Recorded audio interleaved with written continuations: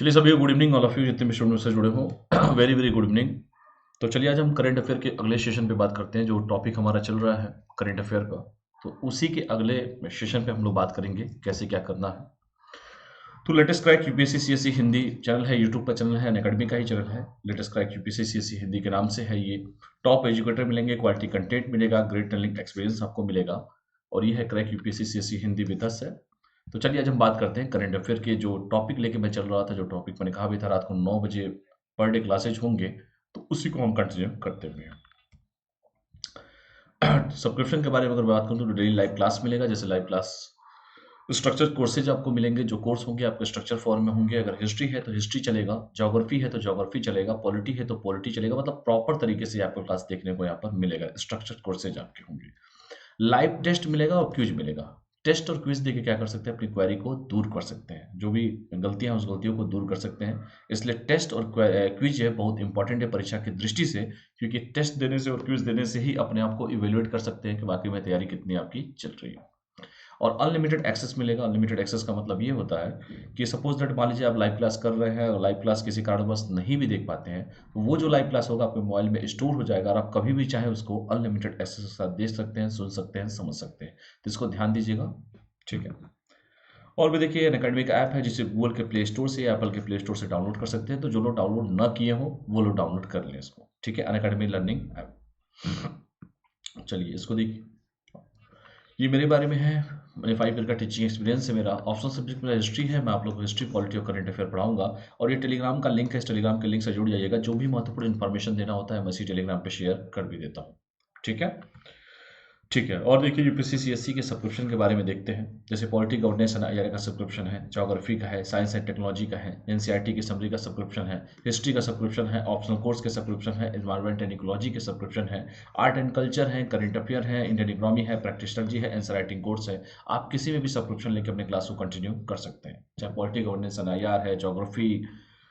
और देखिए ये प्लस सब्सक्रिप्शन है। दो तरह के सब्सक्रिप्शन होते हैं, एक होता है प्लस सब्सक्रिप्शन, दूसरा होता है आइकॉनिक का सब्सक्रिप्शन। जो प्लस सब्सक्रिप्शन है ये 6 महीने का भी है, 12 महीने का, 24 महीने का और 36 महीने का। और ये जो 1 ईयर का फी है 49,500 है। ये कोड यूज करेंगे PG01, 10% डिस्काउंट, और 10% डिस्काउंट के बाद जो चार्ज पे करना है 44,550 आपको पे करना है। तो इसको ध्यान दीजिएगा, ये प्लस सब्सक्रिप्शन पे आपके। दूसरा जो सब्सक्रिप्शन है आइकॉनिक का सब्सक्रिप्शन है। ये भी 1 ईयर का है, 2 ईयर का और 3 ईयर का है। जो 1 ईयर का चार्ज है 74,500 है। ये कोड यूज करेंगे PG01, 10% डिस्काउंट, और 10% डिस्काउंट के बाद जो पे करना है वो 67,050 आपको पे करना होगा, ठीक है। आइकॉनिक का सब्सक्रिप्शन में आपको इंडिया के बेस्ट एजुकेटर मिलेंगे, इंटरेक्टिव लाइव क्लासेज मिलेगा आपको, स्ट्रक्चर कोर्सेज होंगे, लाइव टेस्ट एंड क्विज मिलेगा, पर्सनल कोच मिलेंगे, मेंस क्वेश्चन प्रैक्टिस होगा। मतलब पर्सनली सब कुछ होगा आपको आइकॉनिक वाले में। पर्सनल ट्रेनर मिलेंगे जो समय समय पर आपको ट्रेन करते रहेंगे, पर्सनल कोच मिलेंगे जो पर्सनली आपको गाइड करते रहेंगे। तो ये सब बेनिफिट जो मिलेगा वो मिलेगा आइकॉनिक के सब्सक्रिप्शन पे, ठीक है। ये कोड है, इस कोड का यूज कर लीजिए।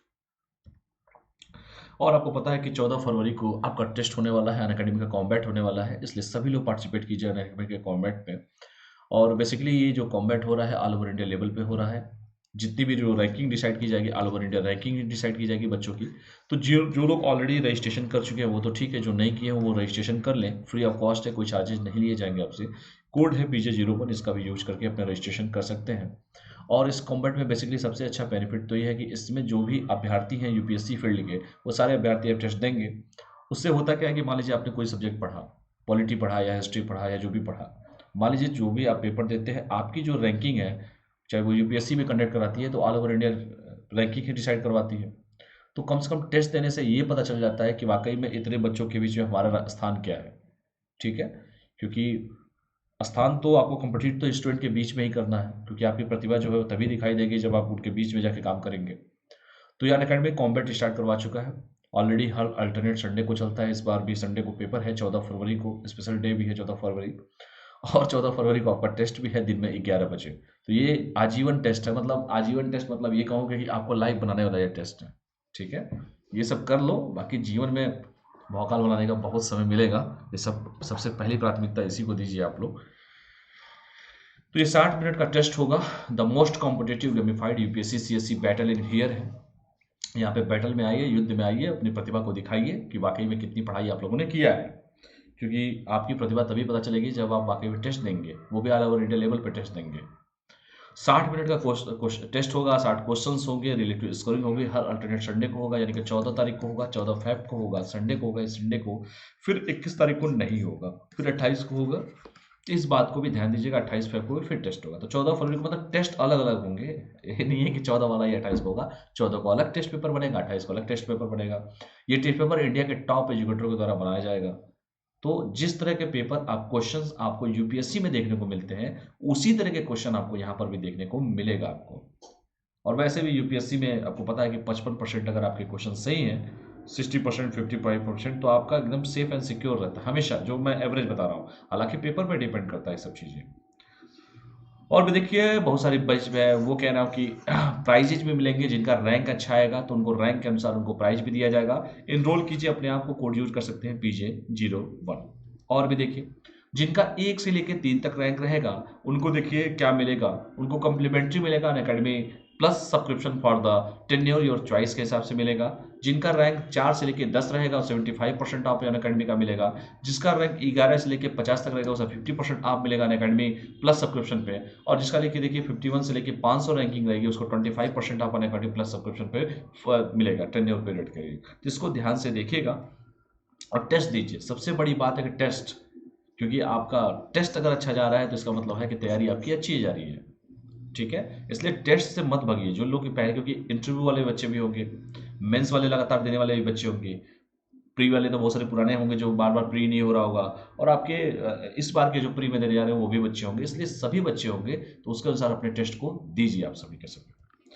और ये देखिए बहुत सारे बैचेज आ चुके हैं। 2022 के लिए देखिए बैच आ चुका है, 1 साल का बैच है ये यूपीएससी का। 12 फरवरी का जो बैच है, तो इस बैच को देखिए बाइलिंगुअल में भी है, इंग्लिश में भी है, हिंदी में भी है। इस बैच को ज्वाइन कीजिए आप लोग 12 फरवरी के बैच को।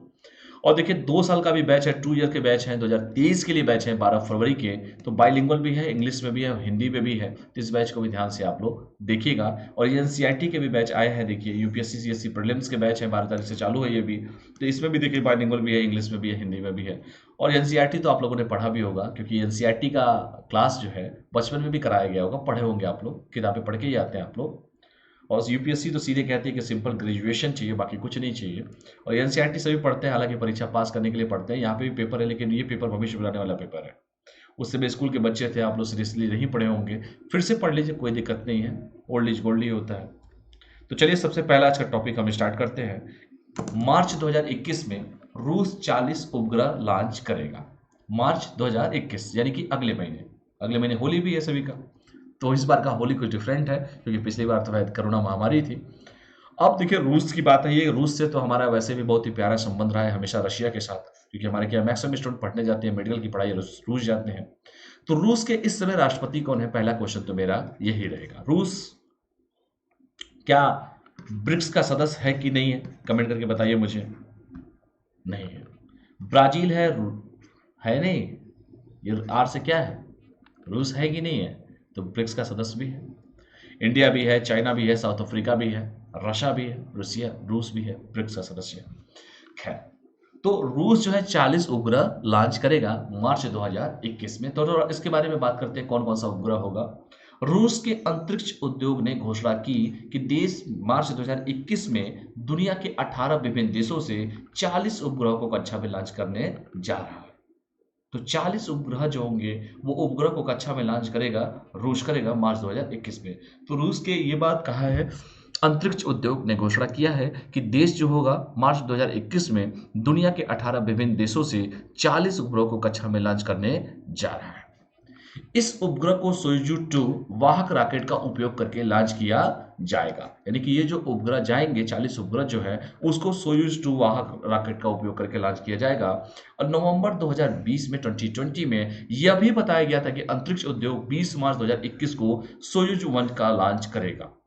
ठीक है, तो नवंबर 2020 में यह भी बताया गया था कि अंतरिक्ष उद्योग जो होगा वो 20 मार्च 2021 को सोयूज 1 लॉन्च करेगा। तो वैसे रूस के जो राष्ट्रपति हैं व्लादिमीर पुतिन साहब हैं, कई बार टाइम पर्सन ऑफ अवार्ड मिला है व्लादिमीर पुतिन को। दुनिया के सबसे बेहतरीन शुमार नेताओं में से शामिल भी रह चुके हैं व्लादिमीर पुतिन। और 40 उपग्रह जो मार्च 2021 में कक्षा में लॉन्च किया जाएगा रूस के द्वारा, ऐसा कहा गया, रूस के अंतरिक्ष उद्योग विभाग ने कहा है। और इस उपग्रह को जैसे मैंने कहा सोयूज 2 वाहक रॉकेट का उपयोग करके लॉन्च किया जाएगा। और नवंबर 2020 में यह भी बताया गया था कि यह अंतरिक्ष जो उद्योग होगा, अंतरिक्ष उद्योग 20 मार्च 2021 को सोयूज 1 लॉन्च करेगा भी। ठीक है, तो इसको ध्यान से पढ़िएगा। और भी देखिए चीजें क्या है। सोयूज 1 जो है फ्रीगेट बूस्टर के साथ एक कैरियर रॉकेट है और यह दक्षिण कोरियाई साउथ कोरियाई कॉम्पैक्ट एडवांस सैटेलाइट 500 अंतरिक्ष यान के साथ लॉन्च किया जाएगा। किसके? South Korea. साउथ कोरिया, एक नॉर्थ कोरिया भी है, एक उत्तरी कोरिया है, जिसमें एक तमाशा रहते हैं जिनका नाम आप लोग को पता हो तो आप लोग कमेंट करके बताइएगा। तो south Korea compact advance satellite 500 अंतरिक्ष यान के साथ लॉन्च किया जाएगा और 18 देशों के पेलोड भी सोयूजू 1 और कॉस 501 के साथ कक्षा में लॉन्च किए जाएंगे। हालांकि अभी भी उपग्रहों की सूची को अंतिम रूप नहीं दिया गया है। तो जो रूस के द्वारा जो है 40 उपग्रह लॉन्च किया जाएगा और अभी भी उपग्रहों की सूची को अंतिम रूप नहीं दिया गया है। तो इसको थोड़ा ध्यान से आप लोग पढ़िएगा, पेपर में आपको क्वेश्चन देखने को जरूर मिलेंगे। ठीक है, और देखते हैं। सोयूज 1 जो है रूस, सऊदी अरब, जापान, दक्षिणी कोरिया, यूएई, इजराइल, यूएई भी है, इजराइल भी है, Thailand, Germany, Brazil, Canada, Italy, Hungary, Argentina, Netherland, Slovakia, Spain, Tunisia और यूनाइटेड किंगडम के उपग्रहों को भी लॉन्च करेगा। तो सोयूज 1 जो होगा वो इन सभी जितने भी देशों का जो मैंने नाम लिया, जैसे रूस के बारे में बताया मैंने, सऊदी अरबिया के बारे में बताया, जापान के बारे में बताया, दक्षिणी कोरिया है, यूएई है, इजराइल है, थाईलैंड है, जर्मनी है, ब्राजील है, कनाडा है, इटली है, हंगरी है, अर्जेंटीना है, नीदरलैंड है, स्लोवाकिया है, स्पेन है, ट्यूनीशिया है, यूनाइटेड किंगडम के उपग्रहों को भी लॉन्च करेगा। तो इसको भी ध्यान से पढ़िएगा आप लोग। सोयूज 2 के आखिर बेसिकली है क्या? सोयूज 2 यह रूसी सोयूज रॉकेट का एडवांस संस्करण है और इस रॉकेट का आधार संस्करण 3 चरण वाला प्रक्षेपण यान है, जिसका उपयोग पेलोड को निम्न पृथ्वी की कक्षा में स्थापित करने के लिए किया जाता है। तो ये देख लीजिएगा कि ये जो होगा उपग्रह जो लॉन्च किया जाएगा, जितने देशों का नाम बताया उनके भी उपग्रहों को यह लॉन्च करेगा। और सोयूज 2 जो मैंने बताया कि यह रूसी संस्करण का एडवांस संस्करण है। ये जो सोयूज रॉकेट जो है का एडवांस संस्करण है, रूसी जो सोयूज रॉकेट का एडवांस संस्करण है। और इस रॉकेट का जो आधार संस्करण होगा 3 चरण वाला प्रक्षेपण यान होगा, जिसका उपयोग पेलोड को निम्न पृथ्वी की कक्षा में स्थापित करने के लिए किया जाता है। तो इसको ध्यान से आप लोग पढ़िएगा, सोयूज 2। और भी देखते हैं। इस रॉकेट प्रणाली में डिजिटल उड़ान नियंत्रण और टेलीमेट्री सिस्टम भी शामिल है और यह रॉकेट को एक निश्चित लॉन्च प्लेटफॉर्म से लॉन्च करने की अनुमति देता है। तो ये जो रॉकेट है प्रणाली है वो डिजिटल उड़ान नियंत्रण और टेलीमेट्री सिस्टम भी शामिल है इसमें, और यह रॉकेट को एक निश्चित लॉन्च प्लेटफॉर्म से लॉन्च करने की अनुमति देता भी है। इसको ध्यान से आप लोग पढ़िएगा। सोयूज के बारे में देखिए, बेसिकली क्या है सोयूज? यह सोवियत लॉन्च सिस्टम का एक परिवार है और इसे ओकीबी फर्स्ट द्वारा विकसित किया गया है, जबकि प्रोग्रेस रॉकेट स्पेस सेंटर ने इसे समारा रूस में निर्मित किया है और इसने 1966 में अपना पहला उपग्रह लॉन्च किया था और अब तक यह 1700 से अधिक लॉन्च कर चुका है और यह दुनिया भर में सबसे अधिक इस्तेमाल किया जाने वाला लॉन्च व्हीकल है सोयूज। जिसको पढ़िएगा आराम से कि सोयूज आखिर है क्या। जैसे मैंने कहा कि यह सोवियत लॉन्च सिस्टम का एक परिवार है, इसे ओकीबी फर्स्ट द्वारा विकसित किया गया है, जबकि यह प्रोग्रेस रॉकेट स्पेस सेंटर ने इसे समारा रूस में निर्मित किया है और इसने 1966 में अपना पहला उपग्रह लॉन्च किया था और अब तक यह 1700 से अधिक लॉन्च कर चुका है और यह दुनिया भर में सबसे अधिक इस्तेमाल किया जाने वाला लॉन्च व्हीकल है। तो इसको ध्यान से आप लोग पढ़िएगा। ठीक है, चलिए और आगे बात करते हैं। अगला टॉपिक जो है, यहाँ तक कोई डाउट किसी को भी? चलिए, बेसिकली उसमें ज़्यादा समझाने वाला नहीं था। रूस के बारे में जो मैंने कहा कि रूस के जो राष्ट्रपति है व्लादिमीर पुतिन, और रूस के बारे में जो मैंने कहा कि 40 उपग्रह को लॉन्च किया जाएगा, तो उसको ध्यान से पढ़िए। किस किस देश के भी रहेंगे ये भी ध्यान से पढ़िएगा। अगला जो देश है डेनमार्क का है। डेनमार्क विश्व के पहले ऊर्जा द्वीप का निर्माण करेगा। तो डेनमार्क कई चीज़ों में नंबर 1 पे रहता भी हमेशा। डेनमार्क ने, जैसे मैंने कहा कि विश्व के पहले ऊर्जा एनर्जी आइलैंड का निर्माण करेगा, बेसिकली कह सकते हैं इसको। तो थोड़ा इसके बारे में हम लोग पढ़ लेते हैं। आज नीड है सभी को, उसकी बात हम करते हैं डेनमार्क के बारे में। ठीक है, चलिए आगे बढ़ते हैं। यहां तक कोई डाउट किसी को?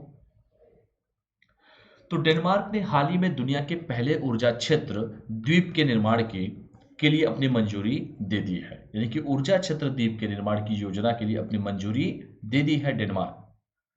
और यह इस ऊर्जा द्वीप का निर्माण उत्तरी सागर में किया जाएगा। ठीक है, तो डेनमार्क ये पहला देश है जिसने हाल ही में दुनिया के पहले ऊर्जा क्षेत्र द्वीप के निर्माण की योजना के लिए अपनी मंजूरी दे दी है, और इस ऊर्जा द्वीप का निर्माण होगा उत्तरी सागर में किया जाएगा। इस ऊर्जा द्वीप का उपयोग लगभग 3 मिलियन यूरोपीय घरों की बिजली मांगों को पूरा करने के लिए पर्याप्त हरी ऊर्जा का उत्पादन और भंडारण करने के लिए किया जाएगा। वैसे भी आजकल देख रहे हैं कि एनर्जी कितनी इंपॉर्टेंट है, ऊर्जा कितनी इंपॉर्टेंट है। ठीक है, और जैसे मैंने कहा कि डेनमार्क ने हाल ही में दुनिया के पहले ऊर्जा क्षेत्र के द्वीप निर्माण की योजना के लिए अपनी मंजूरी दी है, और इस ऊर्जा द्वीप का निर्माण जो किया जाएगा उत्तरी सागर में किया जाएगा। और इस ऊर्जा द्वीप का उपयोग लगभग 3 मिलियन, 1 मिलियन में कितने लाख होता है कमेंट करके आप पहले बताइए। तो इस ऊर्जा का यूज क्या होगा, यूज यही होगा कि 3 मिलियन मतलब 3 गुणे 10 लाख होता है 1 मिलियन में, तो यानी कि 30 लाख जो घर होंगे उन घरों की बिजली की मांग को पूरा करने के लिए पर्याप्त हरी ऊर्जा का उत्पादन और भंडारण करने के लिए किया जाएगा। और उत्तरी सागर में यह कृत्रिम द्वीप 18 फुटबॉल मैदानों के आकार के बराबर होगा, यानी कि उत्तरी सागर में जो स्थापित किया जा रहा है उसमें यह कृत्रिम द्वीप जो होगा 18 फुटबॉल मैदानों के आकार के बराबर होगा। तो इसको भी ध्यान से आप लोग पढ़िएगा। ठीक है, कि यह उत्तरी सागर में यह कृत्रिम द्वीप जो होगा वह 18 फुटबॉल मैदानों के आकार के बराबर होगा। यहां तक पहले पढ़िए।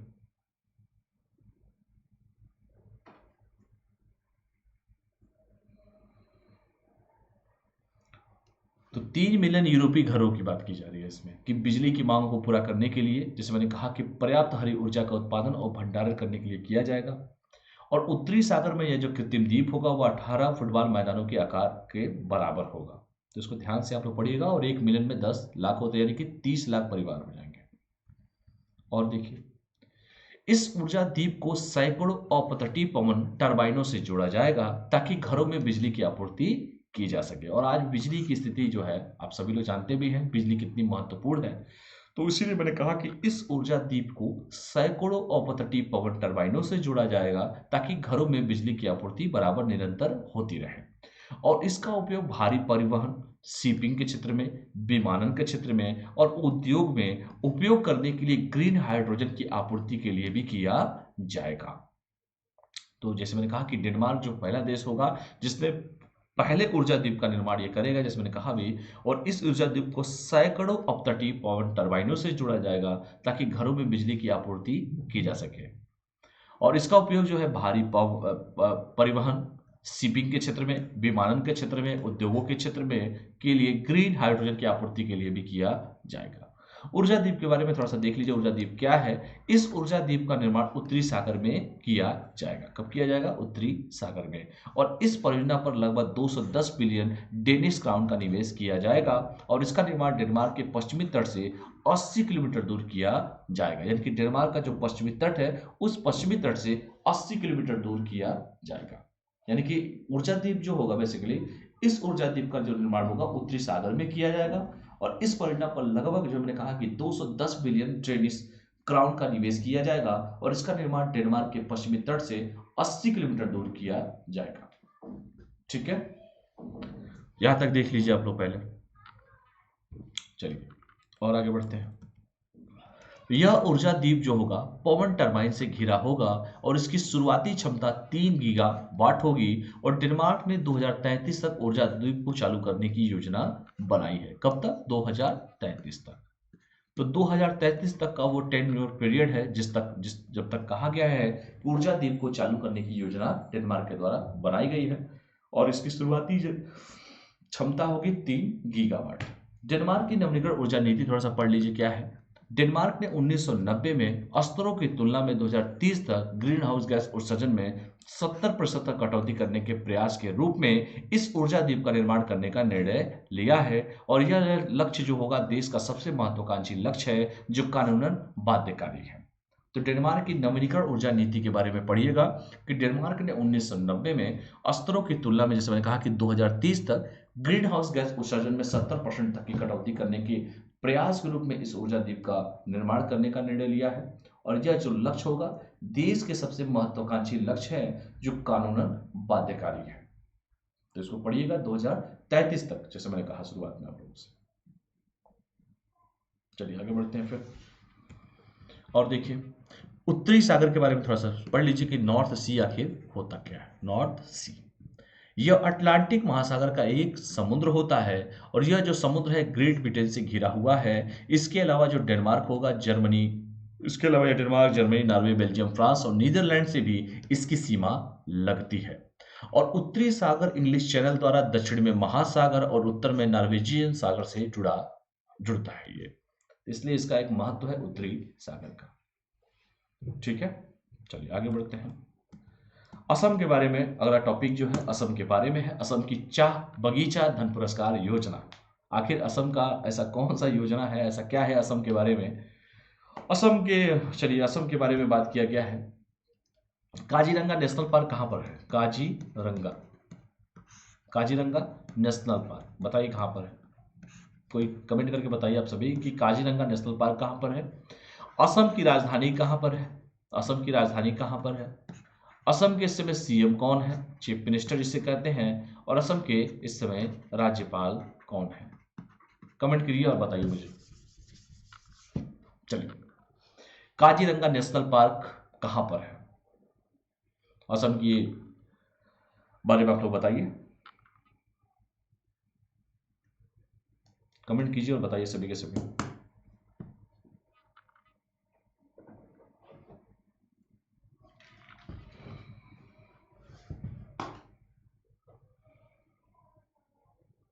चलिए कमेंट कीजिए, तो तक 1 मिनट में आता हूं।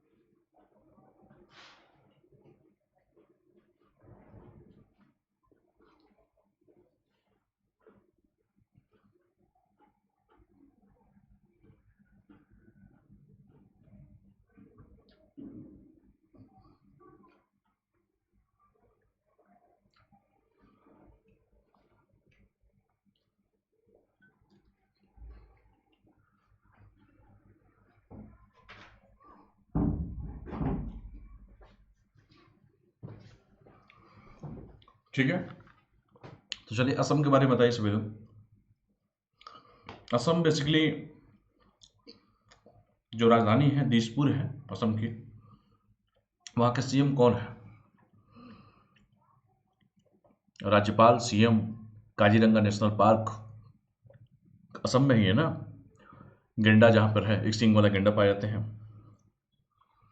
चलिए इसी के बारे में हम लोग बात कर लेते हैं कि आखिर असम की चाह बगीचा धन पुरस्कार योजना आखिर क्या है।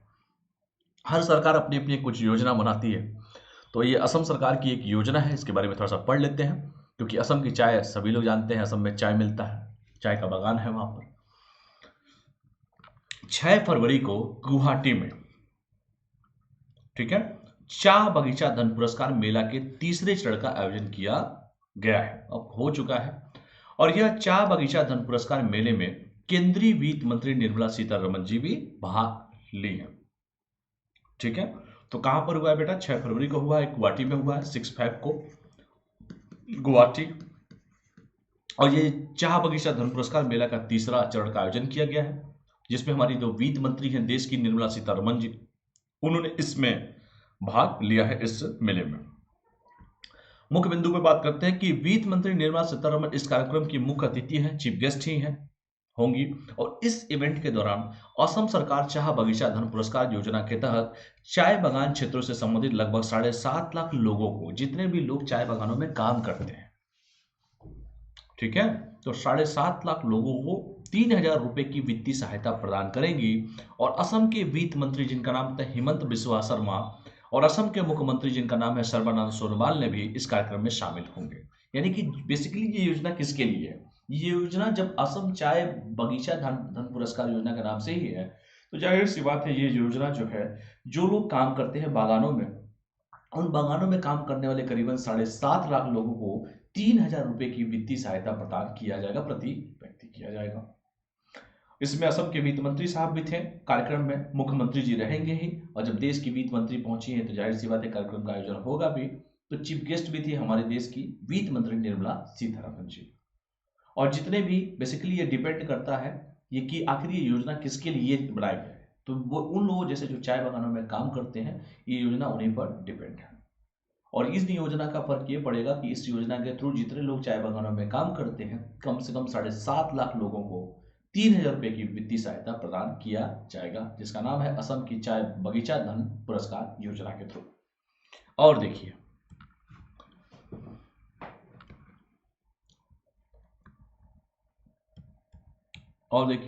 राज्य सरकार द्वारा वर्ष 17-18 में चाय बगीचा धन पुरस्कार योजना की शुरू की गई थी। और असम सरकार ने विमुद्रीकरण के बाद चाय बागानों के क्षेत्रों में बैंक खाते खोलने के लिए यह पहल शुरू की थी। ठीक है, कि असम सरकार, जिसमें कहा 17-18 में चाय बगीचा धन पुरस्कार शुरू की गई थी राज्य सरकार द्वारा, लेकिन असम सरकार ने विमुद्रीकरण के बाद, ठीक है, चाय बागानों के क्षेत्रों में बैंक खाते खोलने के लिए यह पहल शुरू की थी। और 3 फरवरी को मेरी गांव जिला प्रशासन ने 1478 लाभार्थियों को आवंटन पत्र वितरित किए हैं। असम में साइंस सिटी के थोड़ी बारे में बात कर लेते हैं कि असम में कौन सी साइंस सिटी है। हाल ही में असम के मुख्यमंत्री सर्बानंद सोनोवाल ने असम के गुवाहाटी के पास तेपसिया में साइंस सिटी की आधारशिला रखी है। और इस शहर के निर्माण की कुल लागत 184 करोड़ रुपए आई है। ठीक है, जब देश में विमुद्रीकरण हुआ था, सभी लोग जानते ही हैं कितना हो हल्ला मचा हुआ था, हर जगह लोग अपने खातों से पैसा किस तरीके से निकाल रहे थे और जमा भी कर रहे थे, आप सभी को पता भी है। अगला देखिए असम राइफल पब्लिक स्कूल के बारे में देखिए कि केंद्रीय खेल मंत्री किरण रिजिजू ने हाल ही में शिलांग, जिसकी राजधानी है Meghalaya, Assam rifles public school का शुभारंभ किया। और इस खेलो इंडिया स्पोर्ट के रूप में लॉन्च किया गया है। आजकल देख रहे हैं सरकार तो वैसे भी खेलो इंडिया की बात जो मैं कर रहा हूं कि सरकार खेलों को बहुत ज़्यादा प्रोत्साहित कर रही है, खेलों के बारे में ज़्यादा प्रमोट कर रही है कि खेलेगा इंडिया तो बढ़ेगा इंडिया। और हर जगह के बच्चों को जो खेल के क्षेत्र में जो आगे बढ़ना चाहते हैं, उन प्रतिभाओं को गांव-गांव खोजा भी जा रहा है। सरकार की तरफ से उनको वित्तीय सहायता भी दी जाएगी। ठीक है, तो सरकार का मंशा भी है कि भाई लोग जो है पहले कहते थे खेलना नहीं, खेलने पे ज़्यादा मतलब नहीं रखते थे, लोग खेलते थे बेसिकली, लेकिन घर वालों के डर से जो है उसको खेल को व्यवसाय की तरफ से लोग नहीं देखते थे।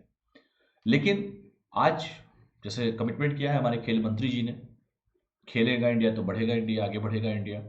और ओलंपिक खेलों में भी अधिक से अधिक पदक लाने की बात की गई है 2030 तक। तो यही सब चीज़ें हैं। चलिए आगे बढ़ते हैं।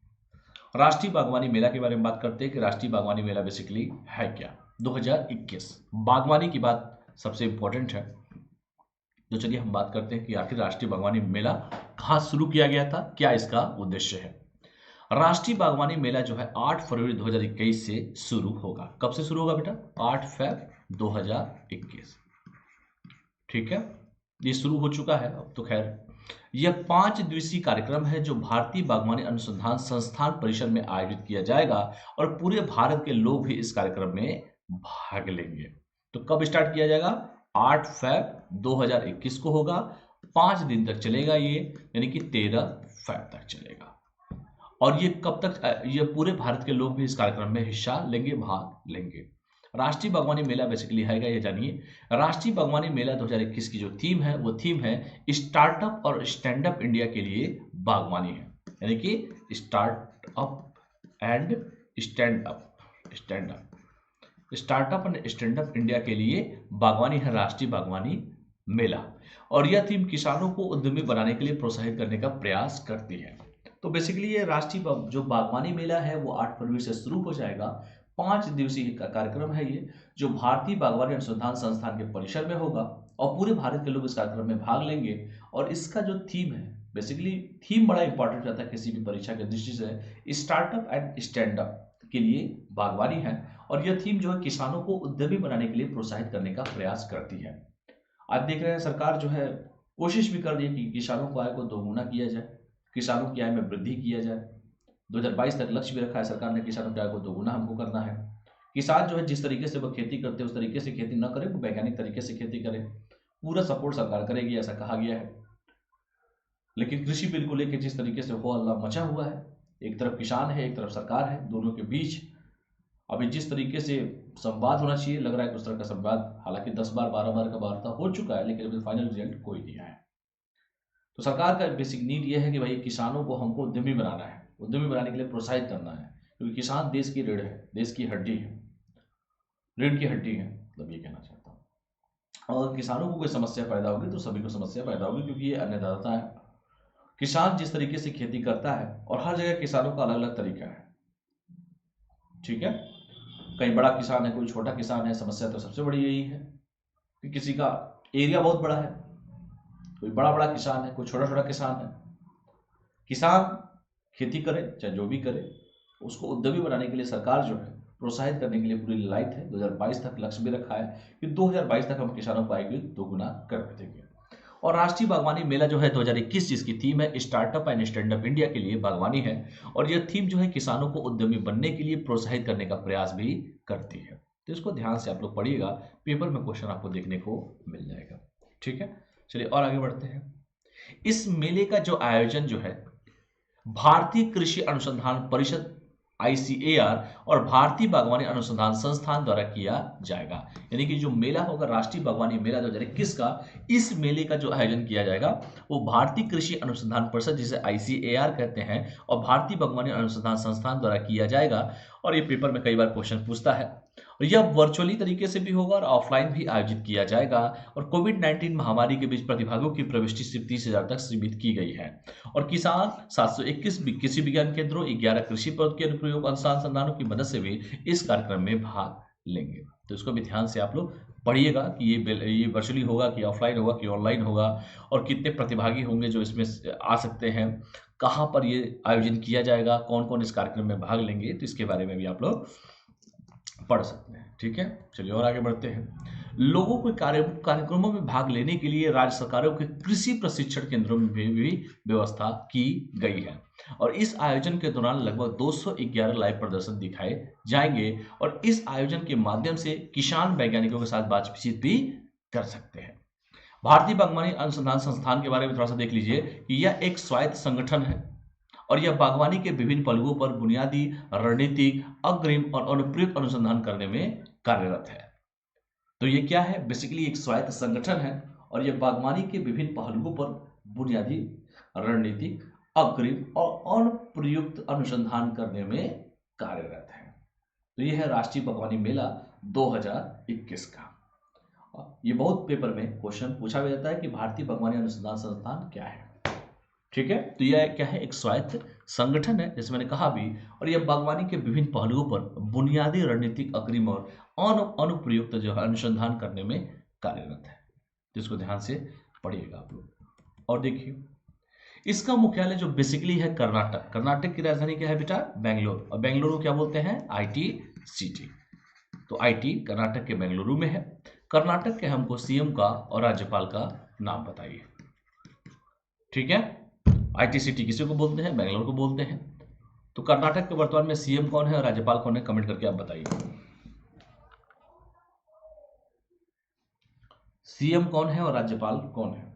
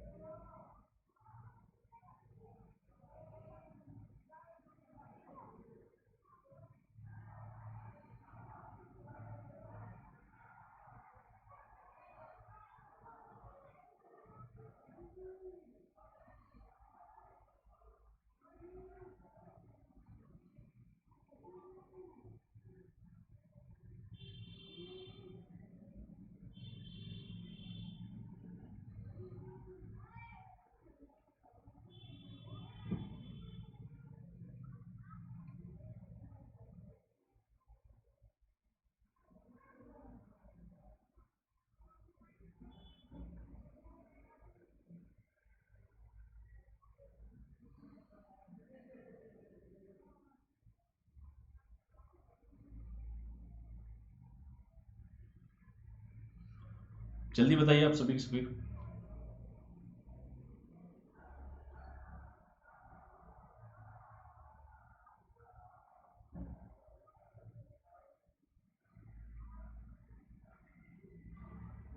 कर्नाटक के इसमें सीएम कौन है और कर्नाटक के राज्यपाल कौन है?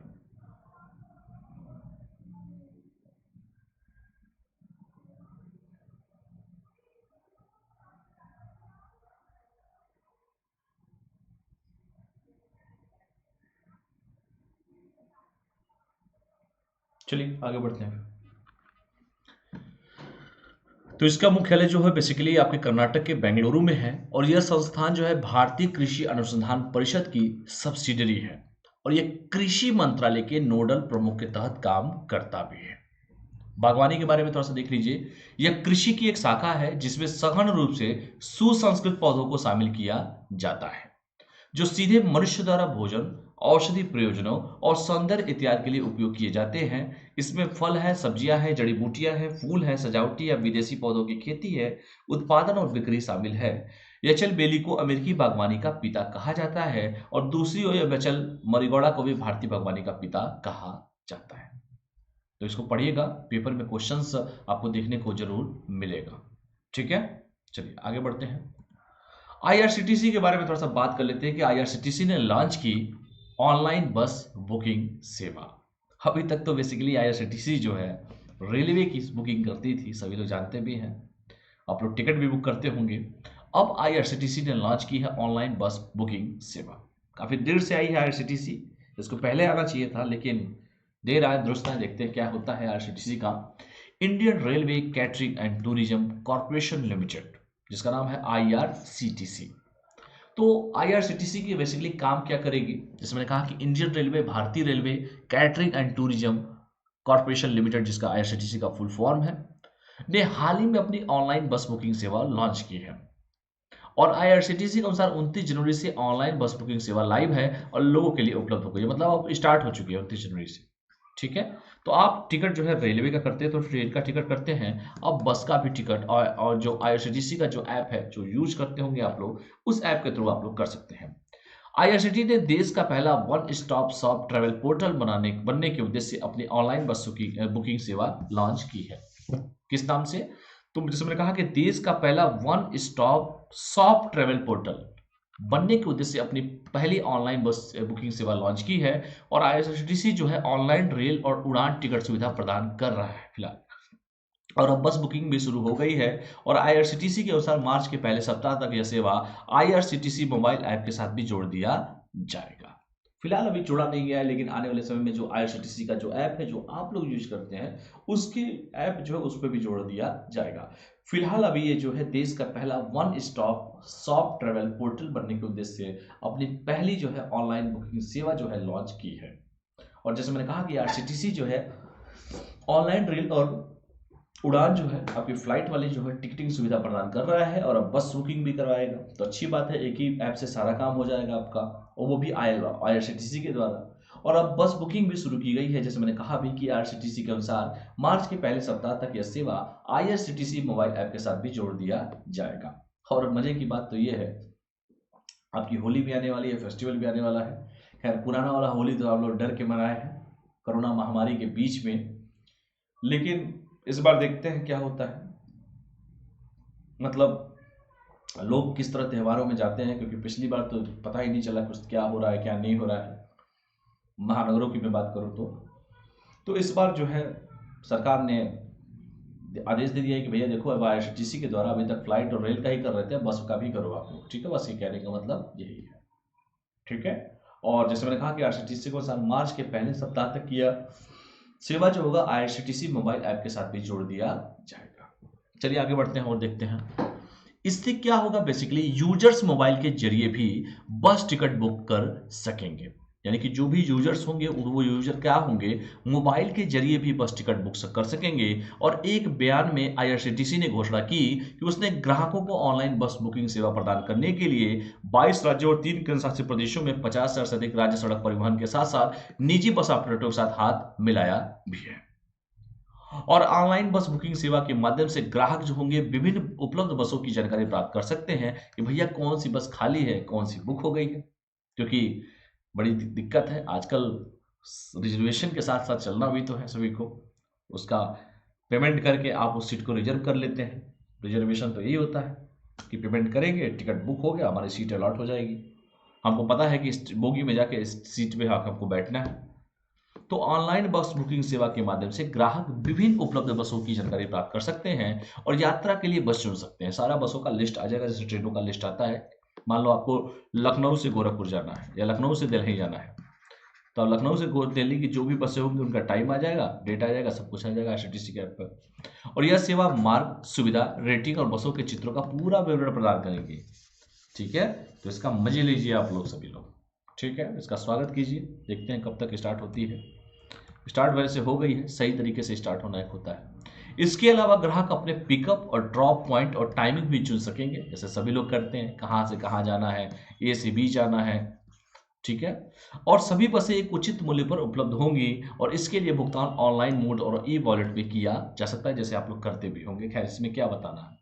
आईआरसीटीसी क्या है? बेसिकली ये भारतीय रेलवे में खान पान, टिकटिंग और पर्यटन सेवाओं की पेशकश करने वाला एक सार्वजनिक उपक्रम है और इसकी स्थापना 1999 में की गई थी। कब की गई थी? 1999 में की गई थी। तो ये क्या है? ये भारतीय रेलवे में खान पान, टिकटिंग और पर्यटन, टूरिज्म सर्विसेज की पेशकश करने वाला भारत का पहला, मतलब एक सार्वजनिक उपक्रम कह सकते हैं। ये स्थापना 1999 में हुई थी। अभी तक फिलहाल आप रेलवे का टिकट बुक करते थे, आप बस का टिकट, फ्लाइट का टिकट बुक करते थे, लेकिन अब उसके ऐप के थ्रू आने वाले समय में जब मर्जी हो जाएगी तो आप बस का भी टिकट इससे बुक कर सकते हैं। किस गंतव्य स्थान तक जाना है आपको, ये भी आपको सब पता चल जाएगा, टाइमिंग, डेट सब उसमें शो करने लगेगा। ठीक है, आप अपनी सुविधा के अनुसार उसका यूज कर सकते हैं। अगला जो है, केंद्र सरकार और तमिलनाडु के ने, जैसे मैंने कहा, केंद्र सरकार ने तमिलनाडु के श्री विलिपुतुर मेगलम लाई टाइगर रिजर्व को मंजूरी दी है। तमिलनाडु के मंजूरी दी है, सभी को पता है तमिलनाडु के बारे में। तो चलिए हमको बताइए कि तमिलनाडु जो है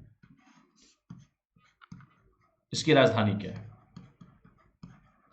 और आप बताइए कि यहाँ के सीएम कौन है और यहाँ के राज्यपाल कौन है। कमेंट कीजिए और बताइए आप सभी के सब। कमेंट कीजिए और जल्दी बताइए आप सभी के सब।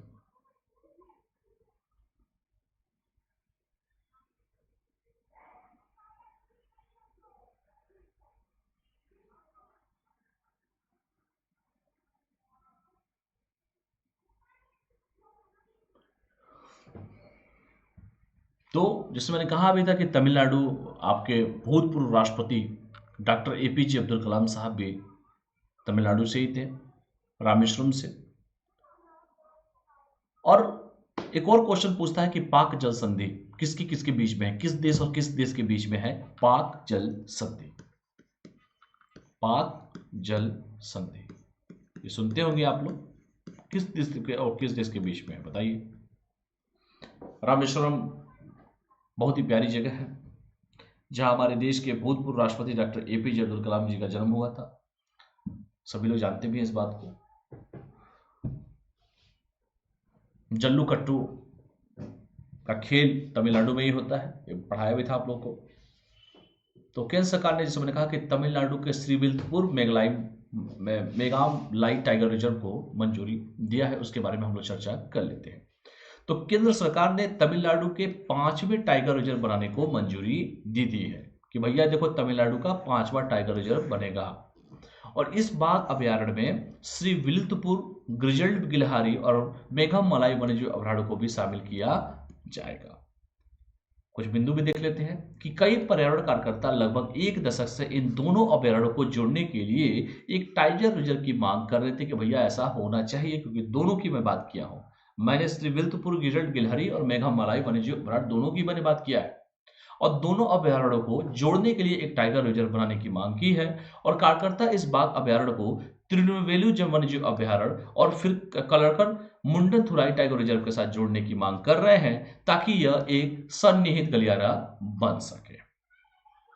तो इसको ध्यान से पढ़िएगा कि कई पर्यावरण जो कार्यकर्ता है, लगभग 1 दशक से इन दोनों अभयारण्यों को जोड़ने के लिए एक टाइगर रिजर्व की मांग कर रहे हैं और कार्यकर्ता इस बाघ अभयारण्य को तिरुनेलवेली वन्यजीव अभयारण्य और फिर कलक्कड़ मुंडनथराई टाइगर रिजर्व के साथ जोड़ने की मांग कर रहे हैं ताकि यह सन्निहित गलियारा बन सके।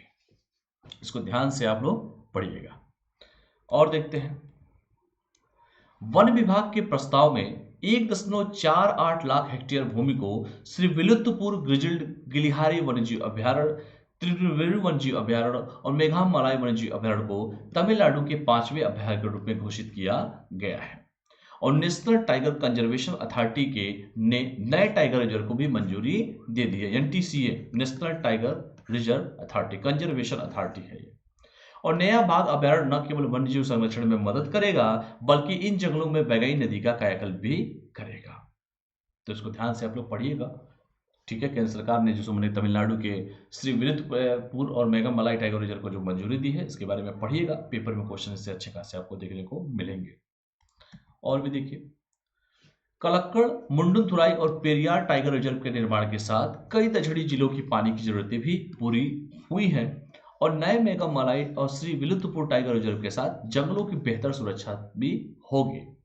और Salim Ali centre for ornithology and naturopathy जो है सेकंड की एक रिपोर्ट के अनुसार बाघों के प्रत्यक्ष और अप्रत्यक्ष ज्यादातर पश्चिमी पठार तक ही सीमित थे और इस रिपोर्ट में मेघामलाई वन्यजीव अभयारण्य के विस्तार की सिफारिश भी की गई है। तो आप कोई बता सकता है मुझे कि सबसे ज्यादा बाघों की संख्या किस राज्य में पाई जाती है? बाघों की संख्या किस राज्य में पाई जाती है? कमेंट करके आप लोग बताइए किस राज्य में पाई जाती है? कमेंट करके और बताइए आप लोग, ठीक है। चलिए अगला जो टॉपिक है, पीएम मोदी ने पश्चिम बंगाल के हल्दिया में 4700 करोड़ रुपए की 4 बुनियादी ढांचा परियोजनाओं को राष्ट्र को समर्पित किया। इसी के बारे में हम लोग पढ़ लेते हैं। वैसे भी बंगाल में चुनाव है और बंगाल में इस समय सीएम कौन है? कमेंट करके आप हमको बताइए कि वर्तमान में बंगाल में सीएम कौन है, चीफ मिनिस्टर बंगाल के कौन है। बंगाल बेसिकली आप सभी जानते हैं कि एक पूर्वी बंगाल होता है, एक पश्चिमी बंगाल होता है। जो पश्चिमी बंगाल है उसी को हम लोग बांग्लादेश कहते हैं। पश्चिमी बंगाल को क्या कहते हैं? बांग्लादेश नहीं कहते हैं बेटा। पश्चिम बंगाल की राजधानी कलकत्ता है, कोलकाता जिसे कहते हैं। यही पढ़ाई कर रहे हो आप लोग। और पूर्वी बंगाल या पूर्वी पाकिस्तान जो है जिसे हम बांग्लादेश कहते हैं, आज़ादी के 50 साल उसके भी पूरे हुए हैं। 1971 में आज़ाद हुआ था, सभी लोग जानते भी हैं। इस बार आए भी थे उनकी सेना हम लोग के साथ, 50 साल हुए हैं उनके आज़ादी के। तो प्रधानमंत्री नरेंद्र मोदी ने पश्चिम बंगाल के हल्दिया में 4700 करोड़ रुपए की 4 बुनियादी ढांचा परियोजनाओं को राष्ट्र को समर्पित कर दिया कि भैया देखो हम राष्ट्र को समर्पित कर रहे हैं, 4 बुनियादी परियोजनाओं को राष्ट्र को हम समर्पित कर रहे हैं। उसी के बारे में चलिए हम बता भी देते हैं। प्रधानमंत्री श्री नरेंद्र मोदी ने 7 फरवरी 2021 को पश्चिम बंगाल के हल्दिया में 4700 करोड़ रुपए की 4 बुनियादी ढांचा परियोजनाओं को राष्ट्र को समर्पित किया है। कब किया है बेटा? 4700 करोड़ रुपए की जो 4 बुनियादी ढांचा परियोजना है उस परियोजना को राष्ट्र को समर्पित किया है 7 फरवरी 2021 को पश्चिम बंगाल के हल्दिया में 4700 करोड़ रुपए की जो 4 बुनियादी ढांचा परियोजना है उस परियोजनाओं को राष्ट्र को समर्पित कर दिया है। प्रधानमंत्री इंडियन ऑयल कॉर्पोरेशन लिमिटेड की हल्दिया रिफाइनरी में दूसरी कैटेलिक इसोडेफेसिंग यूनिट की आधारशिला रखी है और उन्होंने Bharat petroleum corporation limited, BPCL के एलपीजी टर्मिनल, गेल की डोभी दुर्ग प्राकृतिक गैस पाइपलाइन और एनएचआई के 4 लेन रोड ओवरब्रिज सब फ्लाईओवर सहित 3 परियोजनाओं का उद्घाटन भी किया है। तो उन्होंने क्या किया है भैया? पेट्रोलियम कॉर्पोरेशन लिमिटेड है, बीपीसीएल के एलपीजी टर्मिनल है, गेल की डोभी दुर्ग प्राकृतिक गैस पाइपलाइन और एनएचआई के 4 लेन रोड ओवरब्रिज सब फ्लाईओवर सहित 3 परियोजनाओं का उद्घाटन भी उन्होंने किया है। इसको ध्यान से आप लोग पढ़िएगा। इस अवसर पर बोलते हुए मोदी जी ने कहा है, प्रधानमंत्री जी ने कहा है कि गैस आधारित अर्थव्यवस्था देश के लिए समय के लिए आवश्यक है, मतलब देश के लिए इस समय बहुत ही आवश्यकता है। और उन्होंने कहा कि इस जरूरत को पूरा करने के लिए एक राष्ट्र एक गैस ग्रिड एक महत्वपूर्ण कदम है। एक राष्ट्र एक गैस, देखो कितनी बड़ी बात उन्होंने बोला है। एक गैस ग्रिड एक महत्वपूर्ण कदम है। प्रधानमंत्री ने कहा है कि इसे प्राप्त करने के लिए प्राकृतिक गैस की लागत को कम करने और गैस पाइपलाइन नेटवर्क के विस्तार पर ध्यान केंद्रित किया गया है। और श्री मोदी ने कहा है कि भारत सबसे अधिक गैस खपत करने वाले देशों में से एक है। उन्होंने कहा है कि सस्ते और स्वच्छ ऊर्जा को बढ़ावा देने के लिए बजट में हाइड्रो मिशन की भी घोषणा की गई है। ठीक है, तो ये बेसिकली आप समझ सकते हैं कि सरकार ने जो उज्ज्वला योजना की शुरुआत किया था, गैस कनेक्शन देने की बात की गई थी। उस समय देश में बहुत सारी ऐसी और मतलब परिवार था जिस परिवार में गैस चूल्हा सिलेंडर भी नहीं था। और सरकार की सबसे सुपरहिट योजनाओं में से एक योजना है उज्ज्वला योजना, जो गैस वितरण किया गया था। कोई बता सकता है कि उज्ज्वला योजना की शुरुआत किस राज्य के कहाँ से शुरू किया गया था? किसी जिले से शुरू किया गया था। और मैं कमेंट करके ये भी बता देता हूँ, मैं आपको हिंट दे देता हूँ कि वह भारत के पूर्व प्रधानमंत्री की जन्म स्थली भी वो जगह है। उज्ज्वला योजना भारत सरकार की सबसे बेहतरीन योजनाओं में से एक सफल सिद्ध हुई थी। जो महिलाएं गैस सिलेंडर यूज कर रही थी, न जाने कितनी समस्याओं से झेल रही थी, वो धुआं है, तरह तरह के रोगों से वो पीड़ित हो जा रही थी, क्योंकि खाना तो वही बना रही थी। सरकार ने घर घर सिलेंडर इतना डिस्ट्रीब्यूट किया कि एक रिकॉर्ड बन गया। बलिया वो जगह है जहां से ये सिलेंडर डिस्ट्रीब्यूट किया गया था। उज्ज्वला योजना की शुरुआत की गई थी। ये पेपर में क्वेश्चन पूछा भी था। पेट्रोलियम और प्राकृतिक गैस मंत्रालय, धर्मेंद्र प्रधानमंत्री जी थे। कब किया गया था उज्ज्वला योजना की शुरुआत? ये कमेंट करके आप लोग मुझे बताइए। तो प्रधानमंत्री जी ने क्या कहा कि गैस आधारित जो अर्थव्यवस्था है, गैस आधारित जो इकोनॉमी है, वो देश के लिए इस समय बहुत ही उसकी जरूरत है। क्यों कहा है उन्होंने? कि इस जरूरत को पूरा करने के लिए एक राष्ट्र जैसे है, one nation one gas grid की महत्वपूर्ण कदम होगा। और प्रधानमंत्री ने यह भी कहा कि इसे प्राप्त करने के लिए प्राकृतिक गैस की लागत को कम करने और गैस पाइपलाइन नेटवर्क के विस्तार पर ध्यान केंद्रित किया गया है। और श्री मोदी ने कहा कि भारत सबसे अधिक गैस उत्पादन करने वाले और गैस खपत करने वाले देशों में से एक है। और उन्होंने कहा कि सस्ते और स्वच्छ ऊर्जा को बढ़ावा देने के लिए बजट में हाइड्रो मिशन की घोषणा की गई है। तो ये बड़ा इंपॉर्टेंट है, इसको ध्यान से आप लोग पढ़िएगा। ठीक है, चलिए अगला चलते हैं टॉपिक पे। प्रधानमंत्री ने देश के पूर्वी भाग में जीवन और व्यवसाय की गुणवत्ता में सुधार के लिए रेल, सड़क, हवाई अड्डे, बंदरगाहों और जलमार्गों में चल रहे कार्यों को सूचीबद्ध किया भी है। तो क्या किया है प्रधानमंत्री जी ने? देश के पूर्वी भागों में जीवन और व्यवसाय की गुणवत्ता में सुधार लाने के लिए आपने देखा होगा, रेल है, सड़क है, हवाई अड्डे है, बंदरगाह है और जलमार्गों में चल रहे कार्यों को सूचीबद्ध किया है। और 347 किलोमीटर का डोभी दुर्गापुर प्राकृतिक गैस पाइपलाइन खंड, जो प्रधानमंत्री ऊर्जा गंगा परियोजना का एक हिस्सा भी है, का सीधे तौर पर न केवल पश्चिम बंगाल बल्कि बिहार और झारखंड के 10 जिलों को भी इसका लाभ मिलेगा। इसके निर्माण कार्य ने स्थानीय लोगों को 11 लाख मानव दिवस रोजगार प्रदान किया है। और यह रसाई घरों को स्वच्छ ऊर्जा एलपीजी प्रदान करेगा और स्वच्छ सीएनजी वाहनों को सक्षम भी करेगा। और सिंदरी और दुर्गापुर उर्वरक कारखानों को निरंतर गैस की आपूर्ति भी इससे मिलेगी। ये भी बेनिफिट उनको मिलेगा। तो कितनी अच्छी बात है, एक तीर से कितने शिकार हो रहे हैं, देख ही रहे हैं आप लोग।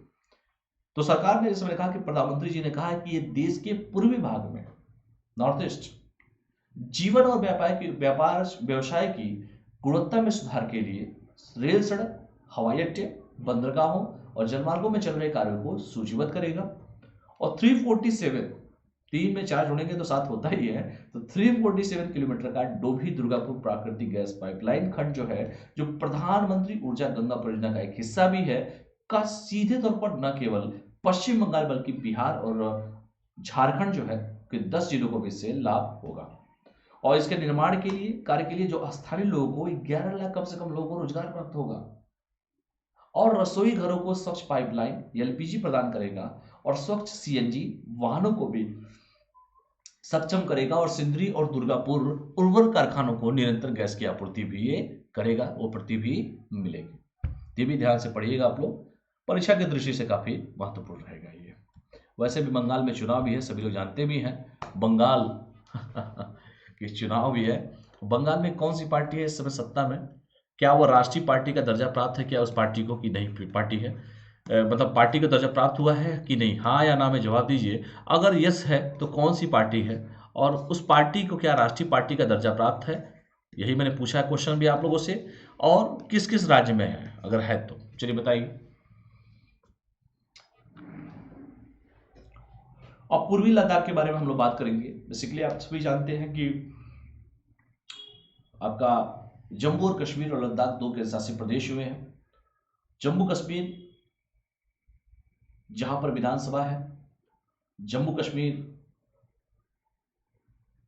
के जो उपराज्यपाल है इस समय मनोज सिन्हा जी हैं, और लद्दाख कौन से माथुर साहब हैं, ए के माथुर जी हैं। और जैसे मैंने कहा कि पूर्वी लद्दाख के पूंगा गांव में भारत की पहली, पॉइंट बी नोटेड, भारत की पहली भूतापी विद्युत परियोजना की स्थापना की जाएगी। तो चलिए हम इसके बारे में थोड़ा सा चर्चा कर लेते हैं, वो भी लद्दाख जैसी जगह की, पूर्वी लद्दाख, जिसका गांव का नाम है पूगा गांव में।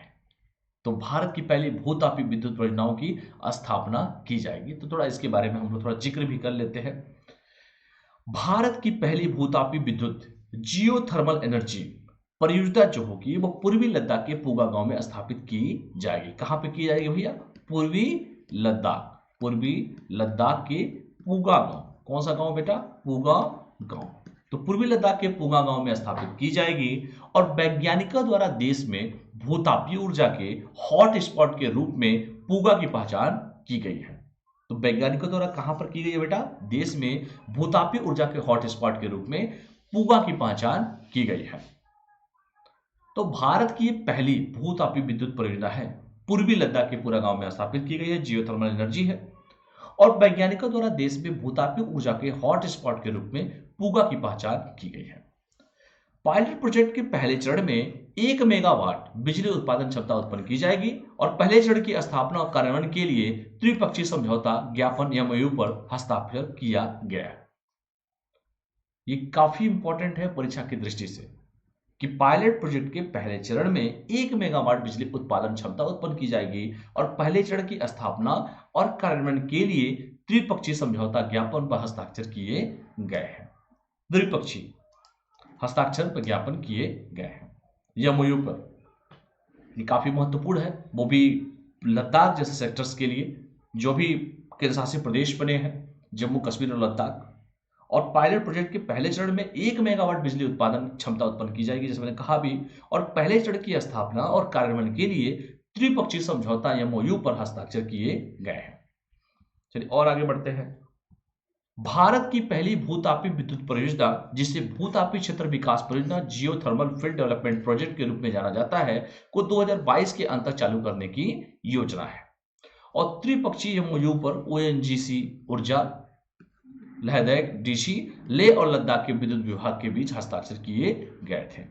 पहले चरण में ओएनजीसी ओआईसी द्वारा कार्यान्वित पायलट परियोजना 500 मीटर की गहराई के भीतर तक खोज करेंगी और यह 10 पड़ोसी गांवों को 24 घंटे मुफ्त बिजली की आपूर्ति करेगी, जो बिजली आपूर्ति के लिए उत्तरी ग्रिड से नहीं जुड़े हैं। ये सच्चाई है। और इतना बड़ा काम होगा तो सोचिए बेनिफिट किसको मिलेगा। जैसे मैंने कहा कि भारत की पहली ये भूतापी विद्युत परियोजना, जिसे भूतापी क्षेत्र विकास परियोजना, जिसे जियोथर्मल फील्ड डेवलपमेंट प्रोजेक्ट के रूप में जाना जाता है, को 2022 के अंत तक चालू करने की योजना है। और जैसे मैंने कहा कि त्रिपक्षीय एमओयू पर ओएनजीसी ऊर्जा, लद्दाख डीसी और लेह और लद्दाख के विद्युत विभाग के बीच हस्ताक्षर किए गए हैं। और पहले चरण में जैसे मैंने कहा कि ओएनजीसी ओआईसी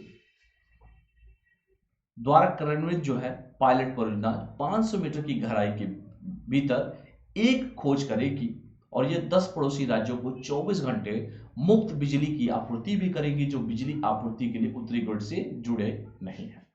तो इसको ध्यान से आप लोग पढ़िएगा।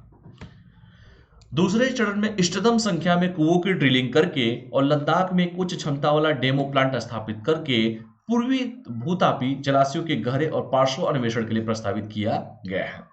दूसरा चरण परियोजना का अनुसंधान और विकास चरण होगा और तीसरे चरण में संयुक्त उद्यमों, वाणिज्यिक परियोजनाओं को बढ़ावा देने की योजना है।